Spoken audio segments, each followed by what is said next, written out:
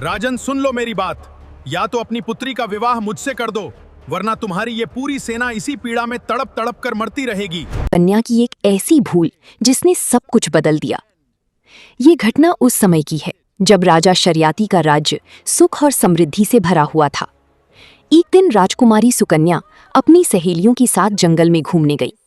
जंगल की हरियाली और शांत वातावरण में सब आनंद ले रहे थे।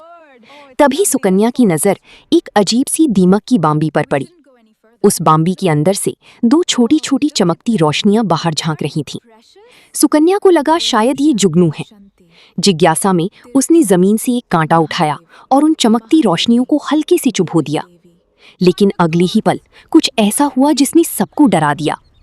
असल में वो जुगनू नहीं थे, वो महान तपस्वी ऋषि च्यवन की आंखें थीं।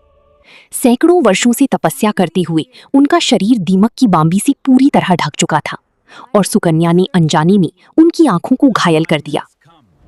ऋषि के क्रोध से पूरे राज्य में श्राप फैल गया। राजा की पूरी सेना अचानक भयानक पीड़ा से तड़पने लगी। हर तरफ कराहने की आवाजें थीं। जब राजा शर्याती को इस श्राप का कारण पता चला तो वे घबराकर ऋषि के चरणों में गिर पड़ी। हे ऋषिवर, मेरी पुत्री से अनजाने में बहुत बड़ी गलती हो गई, कृपया हमें क्षमा करें। लेकिन ऋषि का क्रोध शांत नहीं हुआ। उन्होंने कहा, तुम्हारी बेटी ने मेरी आंखें छीन ली हैं, अब वही मेरी जीवन संगिनी बनेगी। राजा के सामने बहुत बड़ा संकट खड़ा हो गया। एक तरफ अपनी बेटी का जीवन और दूसरी तरफ पूरे राज्य की रक्षा का।